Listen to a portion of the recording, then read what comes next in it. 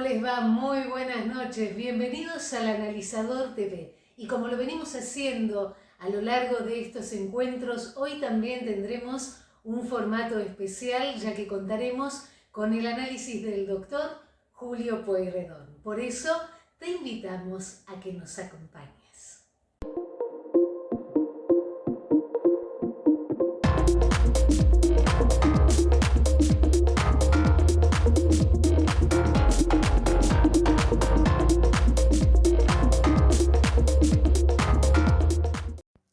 Hola, ¿cómo les va? Bueno, la verdad que ha sido una semana intensa. No vamos a entrar a analizar lo que pasó el domingo con el tema de las elecciones porque eso realmente da para mucha charla y creo que la realidad de lo que ocurre en cada provincia hoy no necesariamente va a reflejar lo que va a pasar a nivel nacional. Creo que hay distintas posibilidades y distintos supuestos que pueden darse, que después los vamos a analizar, ya que hay alguna encuesta interesante que hemos recibido y que la vamos a comentar. Pero ahora quiero hablar de otros temas de mayor trascendencia, que creo que son realmente complejos, cosas que pasaron la semana pasada. Uno de los temas más sensibles creo que fue la absolución de la señora Cristina Elizabeth Fernández en la causa de la ruta del dinero K. Claramente es un tema que sorprendió a todos, y sorprendió a todos especialmente y sobre todo por la actitud del fiscal Marijuán y del juez Casanelo. Era una causa en la cual ella claramente había estado investigada. El propio fiscal Marijuán había sido el que viajó en su momento al sur, cuando viajó en su momento con gente de la UIF, con la doctora María Eugenia Talerico. Estuvieron investigando, estuvieron buscando el dinero. Y lo particular, como informa, por ejemplo, Infobae los otros días, es que el fiscal Marijuán dijo que habían 372 contactos telefónicos entre la expresidenta, la vicepresidenta actual, y el empresario Báez, entre 2010 y 2013. Ellos fueron incluso condenados en la causa vialidad, justamente por la vinculación que tenían. Y ahora no se entiende cómo en la ruta del dinero K aparece este sobreseimiento, en el cual básicamente se dice como que no hay vinculación, que no se pudo demostrar la vinculación entre Cristina Fernández y los demás condenados, o sobre todo Báez, en el tema de lo que fue toda la trama de esta causa. Entendemos que a criterio, por lo menos a criterio mío, me suena como muy raro el cambio de criterio tremendo del fiscal y eventualmente del juez Casanelo, pero sobre todo del fiscal. Es muy llamativo lo que pasó porque basta con mirar las dos causas y los otros antecedentes, y si hay algo que es público y notorio, es la vinculación y la relación del señor Lázaro Báez con Cristina Elizabeth Fernández. Creo que no hay duda. Incluso testigos protegidos como Fariña lo sostuvieron, acompañaron elementos de prueba, de todo, básicamente. Y realmente es alarmante esto porque se busca, de alguna manera, garantizar la famosa impunidad que tanto está buscando la señora vicepresidente. ¿Qué pasó? Nunca lo vamos a saber, o no lo vamos a saber en el corto plazo. El problema es si nunca lo vamos a saber. ¿Por qué? Porque acá se dio otro fenómeno que también es bastante lamentable y que asumo que probablemente en su momento esos funcionarios van a tener que rendir cuentas por esa actitud, que fue que tanto la UIF como la FIP, que eran los que venían impulsando la causa también como querellantes, con el cambio de gobierno, cuando gana Alberto Fernández y cambian las autoridades de esos organismos, cambian 360 grados la postura de ellos y se pasan directamente a casi actuar como defensores, al punto tal que tanto la FIP como la UIF plantearon, siendo querellantes, que si uno es querellante justamente lo que busca es acusar, la desvinculación de Cristina Fernández de Kirchner de la causa. Realmente es tremendamente lamentable. Y además, como funcionarios, ellos tienen que investigar y promover la investigación. En el mejor de los escenarios, por lo menos mi opinión es, que si realmente sospechan o tienen dudas sobre la responsabilidad de uno de los imputados, que no le impulsen. Pero como organismo que tiene que proteger los intereses estatales y los intereses de la población y los intereses tuyos, míos, o sea, la nuestra, como dicen, el dinero, porque ese dinero salió de la gente, de los impuestos, del Estado, al menos dejar actuar al fiscal, tomar una actitud pasiva, pero no salir a apoyar la decisión del fiscal de tomar semejante determinación. Creo que realmente es lamentable y el hecho que se haya pedido el sobreseimiento es realmente tremendo. ¿Por qué? Porque tanto el juez como el fiscal y todo lo demás, si llegan a avanzar en esta línea, no va a haber vuelta atrás.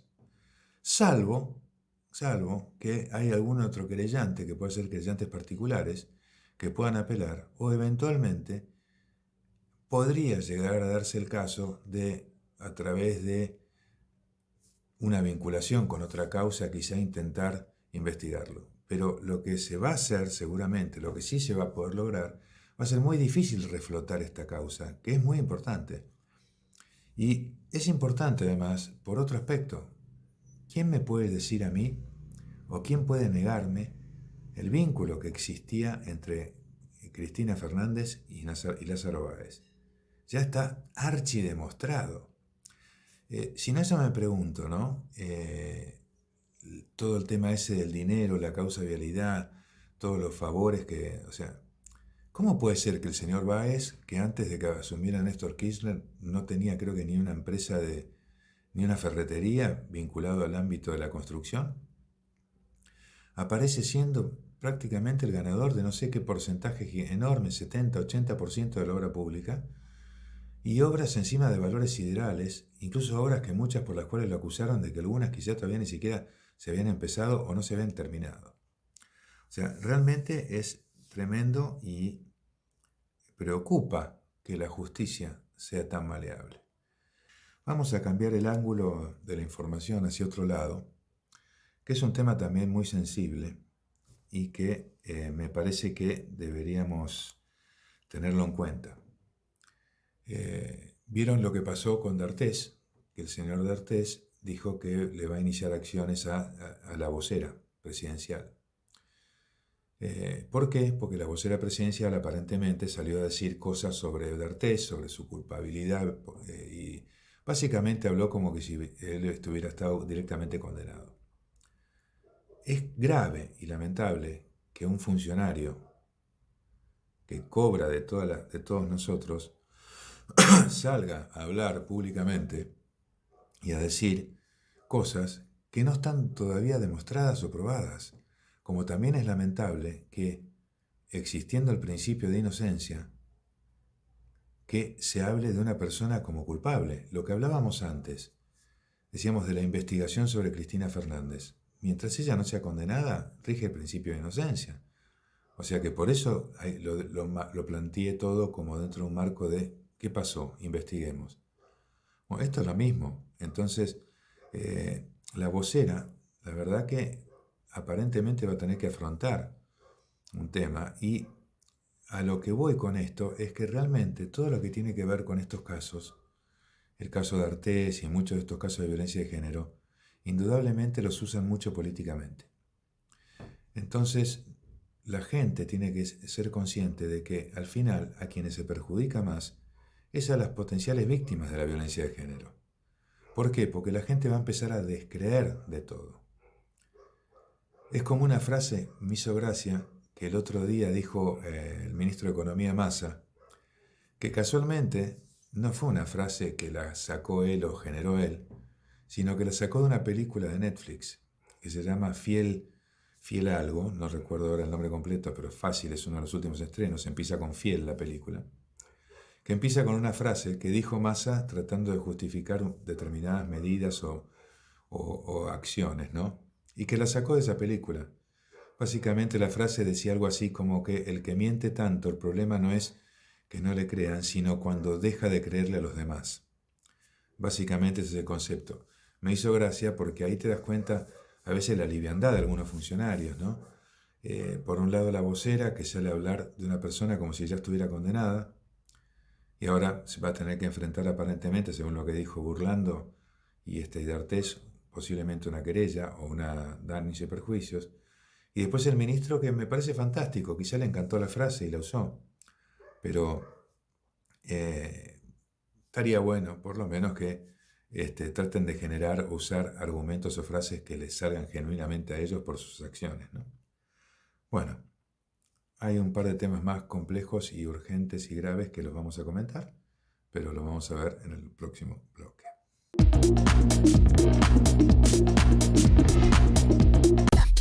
AMBA, créditos hipotecarios, sin requisitos bancarios. Consulte por planes y montos. 11 4 577 3264. prontahipoteca@gmail.com.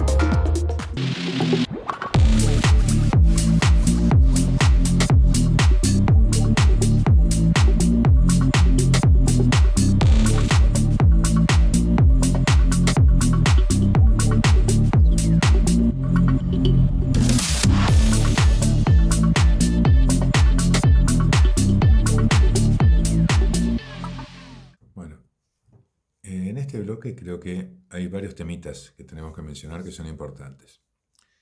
Uno primero es algo que es bastante grave y peligroso, que es, no sé si se enteraron los otros días, que salió una nota en La Nación el viernes o sábado pasado, en el cual arrestaron un motociclista, ¿no?, que llevaba 2 ametralladoras FMK3. Las ametralladoras FMK3, que básicamente, aparentemente este hombre lo arrestaron y estaría vinculado al narcotráfico, son ametralladoras que normalmente utilizan las fuerzas de seguridad. La gran sorpresa fue justamente cuando lo arrestan y le encuentran estas armas. En primer lugar, por ese hecho, por el hecho de que son armas que usan las fuerzas de seguridad. En segundo lugar, porque aparentemente estaban con la numeración limada. De todas maneras, están tratando de investigar de qué fuerza de seguridad vienen esas armas. ¿Por qué? Porque acá pueden haber dos situaciones que son de alta gravedad. Una primera, que hayan sido robadas o hurtadas de la fuerza de seguridad, con lo cual eso, la verdad, debería denunciarse en forma inmediata y debería rastrearse y debería salirse a buscar inmediatamente con toda la energía esas armas y no esperar a ver si lo agarran de casualidad en un control como fue en este caso. La otra posibilidad, que puede llegar a ser muy grave, es que muchas de las armas cuando caen en desuso o cuando son recuperadas por el organismo de control que es la ANMAC, normalmente van a destrucción.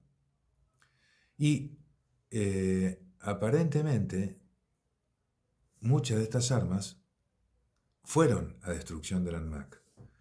Entonces, si eso es así, ¿qué pasó? Habría que investigar ya un juez en ese itinerario, por decirlo de una manera, de las armas, en qué momento las armas salieron de la ANMAC o no entraron a la ANMAC.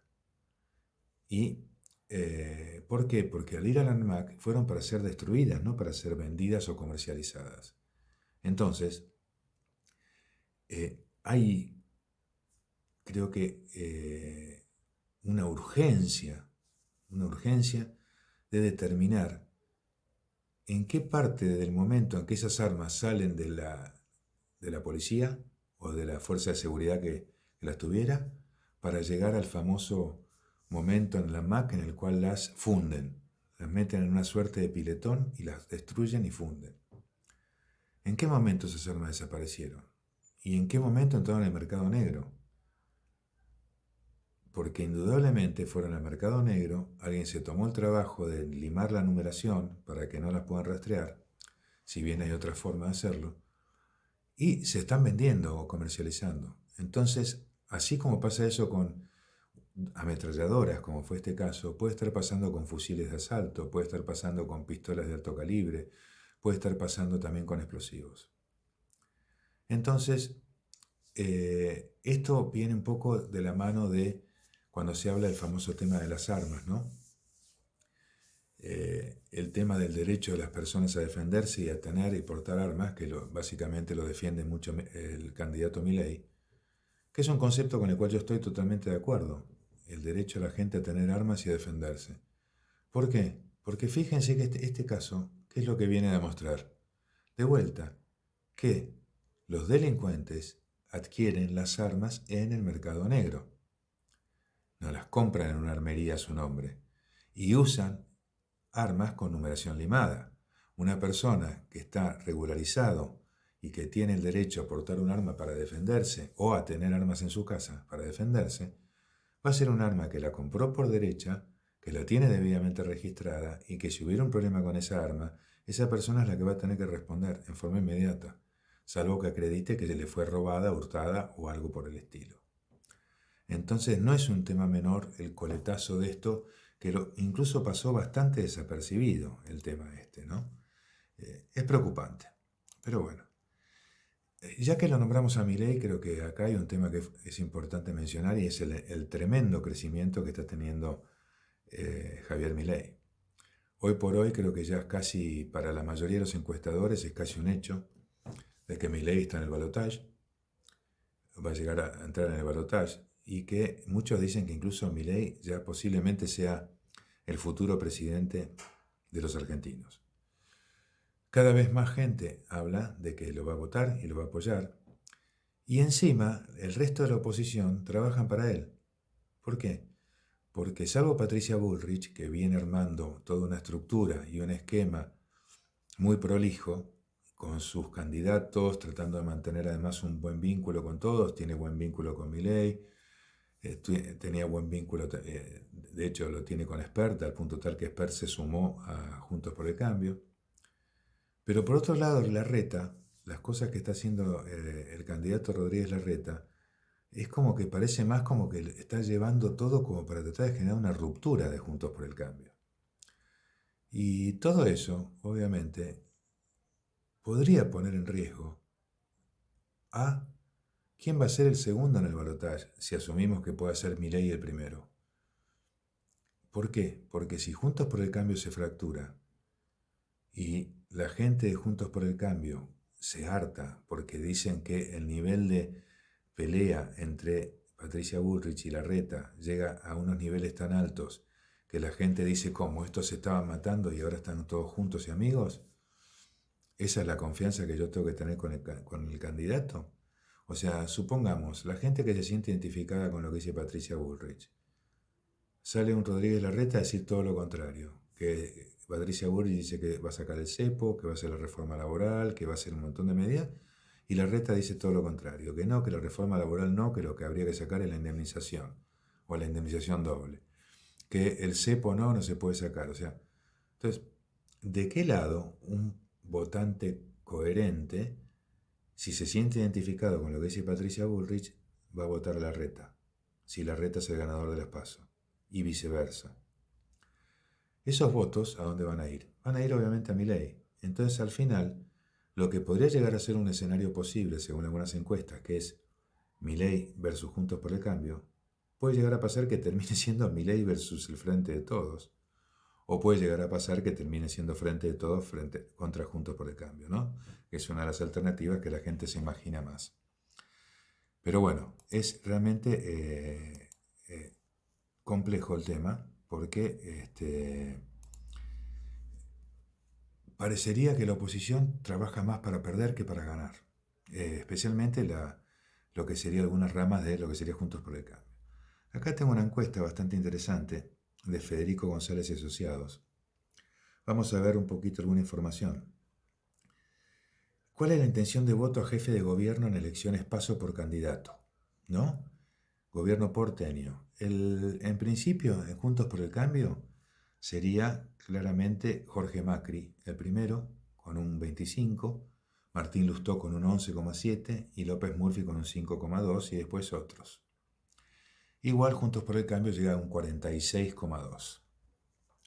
Por el lado del Frente de Todos, Leandro Santoro sería el más votado de ellos con un 16,6 y acá ya de vuelta sería el segundo, sería la Libertad Avanza, no el Frente de Todos, que sería Ramiro Marra con un 19,3. O sea, es un dato que es bastante importante. Después hay otros, por ejemplo, por dar algún caso, como García Moritán tiene un 0,9. Después Ofelia Fernández, 1,1, por favor. Después está, por ejemplo, Luis Zamora con un 1%. Nito Artaza con un 0,5. Elizabeth Gómez Alcorta, del Frente de Todos, un 0,1. Realmente pobrísimo. Pero bueno, esos son los montos, digamos, que más o menos dan estas encuestas. Esto sería para lo que sería jefe de gobierno. Vamos a ver ahora un poco, ¿no? ¿Qué pasaría si, por ejemplo, ¿no?, la intención de voto a jefe de gobierno fuera por espacio político y candidato? En este caso sería también, ahí bajaría, porque habría un 41% para Juntos por el Cambio, Macri, un 22% para la Libertad Avanza y un 21,3% para Leandro Santoro. Y después los otros. Un segundo escenario sería en el cual, si fuera Martín Lustó el candidato, ahí en ese caso bajarían la cantidad de votos de Juntos por el Cambio. Entonces, intención de voto a presidente. Vamos a ver eso también, que es interesante. Patricia Bullrich, 20,7. Rodríguez Larreta, 10,3. Ya lo está duplicando. Y después Facundo Manes, Lilita, Gerardo Morales y Pichetto. Manes un 2,9 y lo demás muy bajo. Javier Milei tiene un 23,9. Y está Nazareno Chepare, que tiene un 1%. O sea, podemos pensar que ya hay un 25%. Y en el Frente de Todos, 9,8 Massa, 4,9 Scioli, 4,8 Guado de Pedro y 0,3 Rossi.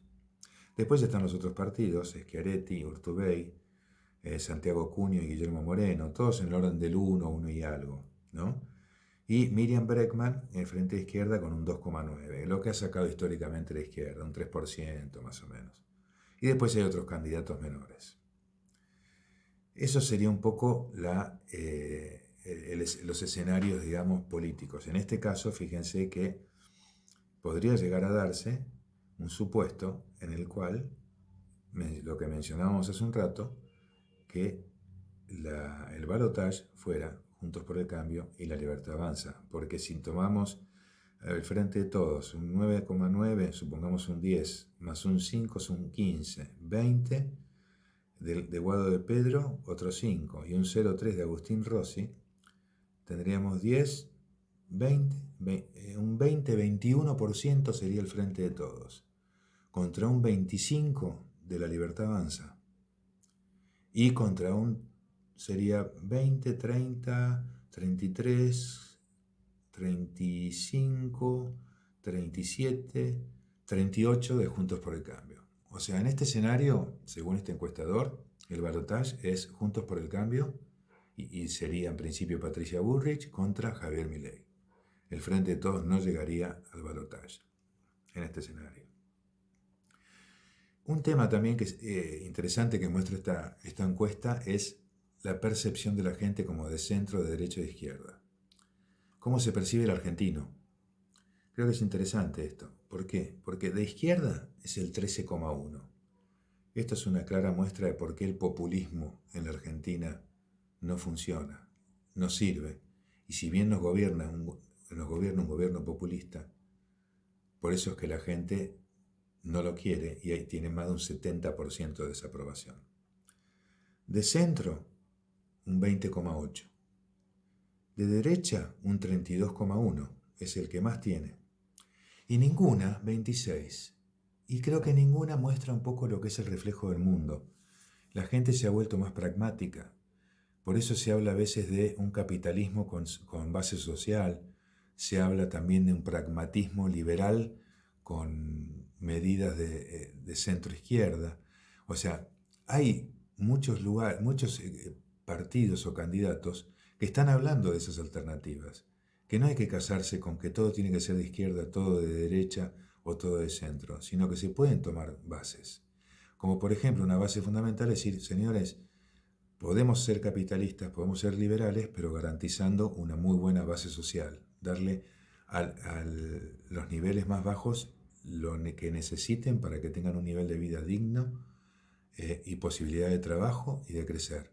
Garantizando todo eso para abajo, después arriba, la política económica, hagamos la que nos genere mayor crecimiento como país.